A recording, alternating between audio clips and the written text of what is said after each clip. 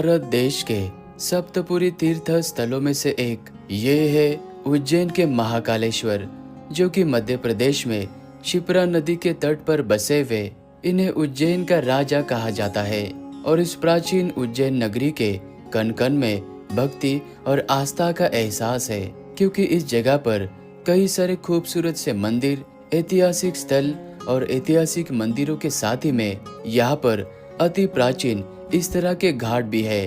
उज्जैन के इस यात्रा में हम आपको संपूर्ण जानकारी के साथ ही में इस उज्जैन नगरी के सभी मुख्य दर्शनीय स्थलों पर लेकर जाने वाले हैं। और इस उज्जैन नगरी में आने के लिए सबसे नजदीक का railway station Ujjain junction railway station है। उज्जैन में दर्शन यात्रा की शुरुआत हमने महाकालेश्वर मंदिर से की, जो कि सुबह 4 बजे ही खुल जाता है। और मंदिर के गर्भगृह तक जाने के लिए आपको कुछ इस तरह से चलकर जाना होता है। और जब मंदिर में बहुत ही ज्यादा भीड़ बढ़ जाती है तो उस वक्त आप ये 250 रुपए का वीआईपी टिकट ले सकते हैं। और ये टिकट आपको बड़ा गणेश जी के मंदिर के सामने मिल जाएगा। और इस मंदिर के गर्भगृह में भगवान शिव जी महाकालेश्वर के रूप में विराजमान है। और ये स्वयंभू शिवलिंग एक दक्षिण मुखी शिवलिंग है। और वर्तमान समय में आपको जो भी मंदिर का आर्किटेक्चर नजर आता है, इस आर्किटेक्चर को मराठा जनरल राणोजी शिंदे जी ने 1734 में पुनः निर्माण किया था। इसलिए इस मंदिर में आपको मराठा शैली की झलक दिखाई देगी। और हमें साधारण लाइन में दर्शन करने में लगभग 30 मिनट का समय लगा। महाकाल जी के दर्शन करने के बाद आप जैसे ही बाहर की तरफ आओगे तो सामने आपको ये बड़ा गणेश जी का मंदिर नजर आएगा। इस मंदिर के गर्भगृह में 18 फीट ऊंचे भगवान गणेश जी सुंदर स्वरूप में विराजमान है। और इनकी भव्यता और विशालता के कारण ये इस जगह पर बहुत ही प्रसिद्ध है।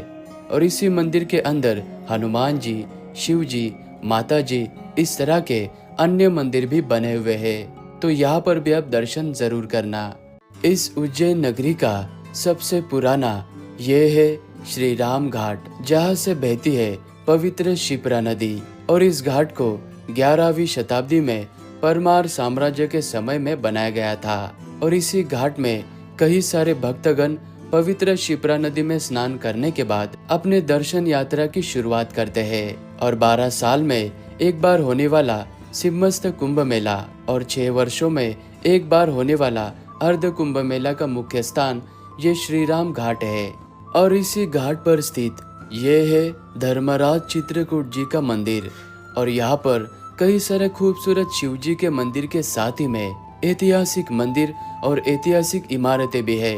और कई सारे मंदिर तो इस शिप्रा नदी के जल के नीचे जा चुके हैं। और इस घाट पर पितृदोष, काल सर्प, राहु केतु, इस तरह के कई सारे पूजा पाठ भी किए जाते हैं। और हाँ, यहाँ पर शाम के 6 बजे के बाद में जो शिप्रा नदी की आरती होती है उसमें शामिल जरूर होना।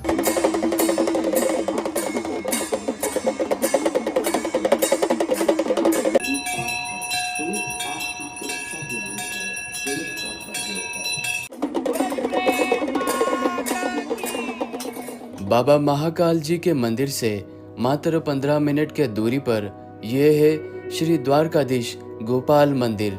इस मंदिर के बाहर तो बहुत शोर शराबा है और चहल पहल भी, लेकिन इस मंदिर के भीतर प्रवेश करते ही आपको शांत वातावरण का एहसास होगा। और इस मंदिर का निर्माण कार्य लगभग 19वीं सदी के मध्यकाल में मराठा राजा दौलतराव सिंधिया की पत्नी श्रीमती बाईजाबाई शिंदे के द्वारा किया गया था। और इस मंदिर के गर्भगृह में भगवान श्री कृष्ण जी बहुत ही सुंदर रूप में विराजमान है। और इस मंदिर के भीतर श्री कृष्ण जी की लीलाओं की सुंदर चित्रकारी को देखकर आपका मन मोहित हो जाएगा। और ये मंदिर मराठा वास्तुकला का एक सुंदर उदाहरण है। और श्रावण माह में बाबा महाकाल जी की शाही सवारी इसी मंदिर के पास से गुजरती है। और इस मंदिर में आप जरूर आना। इस प्राचीन गोमती कुंड के पास में बसा हुआ ये है महर्षि संदीपानी जी का आश्रम। यहाँ के मान्यता के अनुसार भगवान श्री कृष्ण जी, बलराम, सुदामा और अपने अन्य साथियों के साथ में भगवान कृष्ण जी ने इसी आश्रम में शिक्षा का अध्ययन किया था। और इस आश्रम के मंदिर में भगवान श्री कृष्ण जी अपने हाथों में ना तो सुदर्शन चक्र और ना ही बांसुरी लिए। नन्हे से कृष्ण कन्हैया इस आश्रम में अपने हाथ में कलम लिए विराजमान है, क्योंकि भगवान श्री कृष्ण जी 11 वर्ष 7 दिन के आयु में इस आश्रम में अपने गुरु महर्षि जी से शिक्षा का अध्ययन करने के लिए आए थे। भगवान श्री कृष्ण जी ने यहाँ पर 18 दिनों में 18 पुराण और 4 दिनों में 4 वेद और 16 दिनों में 16 कलाएं और 6 दिनों में 6 साध और 20 दिनों में गीता का ज्ञान का अध्ययन किया था।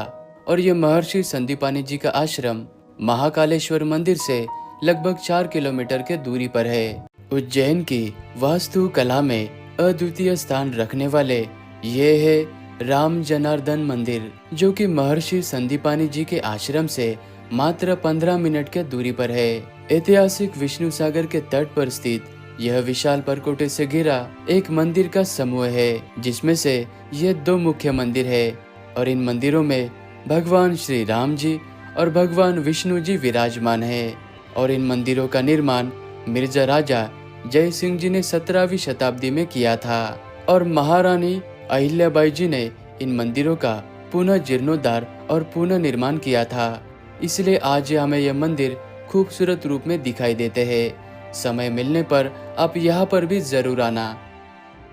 51 शक्तिपीठों में से एक पवित्र शक्तिपीठ उज्जैन में भी है। जिस जगह पर माता सती के आभूषण और शरीर के हिस्से गिरे थे, उन जगहों को शक्तिपीठ कहा जाता है। और इस शक्तिपीठ में माता सती की हाथ की कोहनी गिरी थी। ये है हर सिद्धि माता का मंदिर, जो कि महाकालेश्वर मुख्य मंदिर से मात्र 5 मिनट के दूरी पर है। इस मंदिर की संध्याकालीन 6:30 बजे के बाद होने वाली आरती में शामिल होने के लिए यहाँ पर भारी संख्या में लोग आते हैं। और इस मंदिर के सामने 51 फीट ऊंचे 2 दीप स्तंभ लगे हुए हैं। माता रानी के भक्त इन दीप स्तंभों पे 1011 दीपों को प्रज्वलित करने के बाद ही यहाँ पर आरती का प्रारंभ किया जाता है।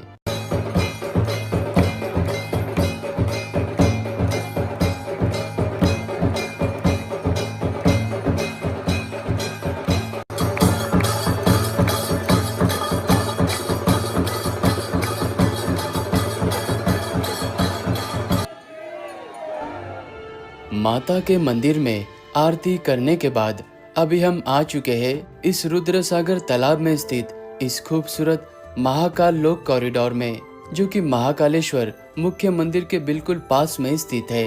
ये महाकाल लोक कॉरिडोर जितना खूबसूरत दिन में नजर आता है, उससे कहीं गुना खूबसूरत ये शाम के समय में नजर आता है, जब यहाँ पर लाइटिंग चालू हो जाती है।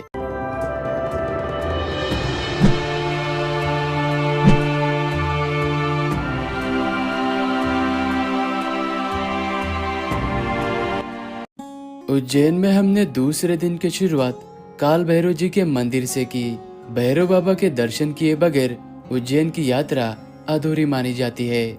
उज्जैन के राजा महाकालेश्वर है और शिप्रा नदी के बिल्कुल किनारे पर बसे हुए भैरव बाबा उज्जैन अवंतिका नगरी के संरक्षक कहलाते हैं। काल भैरव जी भगवान शिव का ही एक रूप है। स्कंद पुराण अवंतिका खंड के 64वें अध्याय में भैरव तीर्थ का वर्णन है और कई सारे भक्तगण ये भी कहते हैं कि सर्वप्रथम हमें काल भैरव जी के दर्शन यानी कि सेनापति से आज्ञा लेने के बाद फिर महाकाल जी के दर्शन करना चाहिए। और ये काल भैरव जी का मंदिर महाकाल मुख्य मंदिर से लगभग 6 किलोमीटर के दूरी पर है, तो यहाँ पर भी आप दर्शन जरूर करना।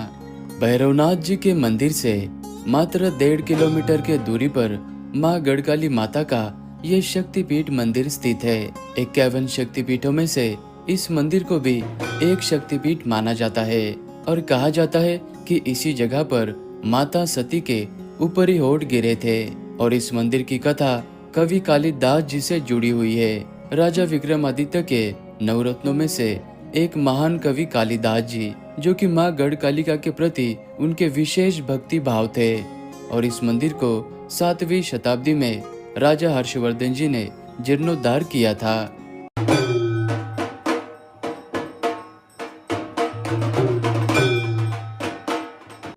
माँ गढ़कालिका मंदिर से मात्र 10 मिनट के दूरी पर यह भृतहरि की गुफाएं स्थित है। राजा विक्रमादित्य के भाई भृतहरि जी की यह तपस्या स्थली है। वे संस्कृत साहित्य के प्रकांड पंडित थे। इस जगह पर मुख्य 2 गुफाएं हैं, जिनमें से गुफा नंबर 1 में जाने के लिए आपको कुछ इस तरह से जमीन के अंदर उतरना होता है। और इस जगह पर कहा जाता है कि 2500 वर्ष पहले गुरु गोरक्षनाथ जी ने भी तपस्या की थी। और इसी गुफा में फिर राजा भृतहरि जी ने 12 वर्षों तक तपस्या की थी। ये गुफा उनकी तपस्या स्थली है।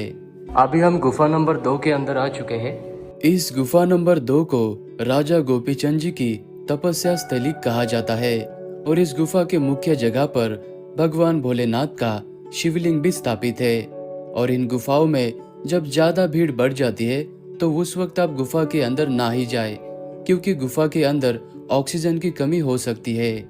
और दोनों गुफाओं से बाहर आने के बाद सामने आपको एक खूबसूरत सा मंदिर नजर आएगा। ये मंदिर भगवान नवनाथ जी को समर्पित है, तो यहाँ पर भी आप दर्शन जरूर करना। महर्षि संदीपानी जी के आश्रम से 1 किलोमीटर के दूरी पर कर्क रेखा पर स्थित मंगलनाथ महादेव का यह मंदिर मत्स्य पुराण के अनुसार मंगल ग्रह का उत्पत्ति स्थल है। और यहाँ पर मंगल दोष निवारण पूजा, काल सर्प दोष पूजा, ग्रहण दोष, इस तरह के कई सारे पूजा पाठ किए जाते हैं। और इस मंदिर की यह विशेषता है कि यहाँ पर भगवान जी को दही भात का भोग लगाया जाता है। उज्जैन के मुख्य महाकालेश्वर मंदिर से 9 किलोमीटर के दूरी पर प्रकृति के इस शांत वातावरण में बसी हुई ये जगह एक ऐतिहासिक जगह है, जिसे कालिया देह पैलेस या फिर केडी पैलेस के नाम से जाना जाता है।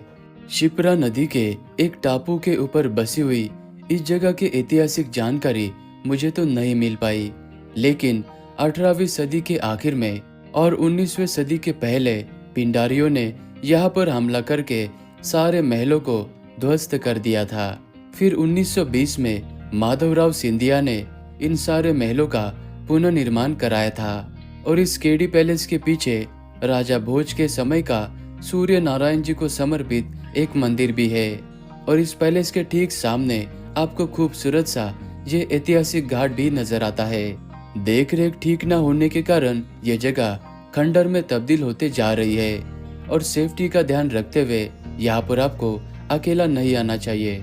उज्जैन शहर का ये है जंतर मंतर, जिसे वेदशाला भी कहा जाता है।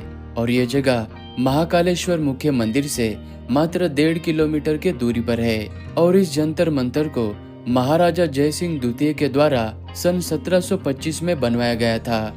और यहाँ पर स्थित सभी यंत्रों का प्रयोग ग्रह नक्षत्र, सूर्य चंद्र गणना, इस तरह के और भी कई सारे कामों में इनका इस्तेमाल किया जाता था। महाकालेश्वर मुख्य मंदिर और कॉरिडोर के बिल्कुल पास में ये है राजा विक्रमादित्य जी का सिंहासन बत्तीसी। पहले शताब्दी में राजा विक्रमादित्य उज्जैन नगरी के शासक थे। न्यायप्रिय, दानवीर, न्यायशील एवं तेजस्वी व्यक्तित्व की कीर्ति कथाएं कई वर्षों से राजा विक्रमादित्य जी के लिए जनमानस में प्रतिष्ठित है। और राजा विक्रमादित्य जी के दरबार में उच्च कोटि के विद्वान भी थे, जिन्हें नवरत्न कहा जाता था।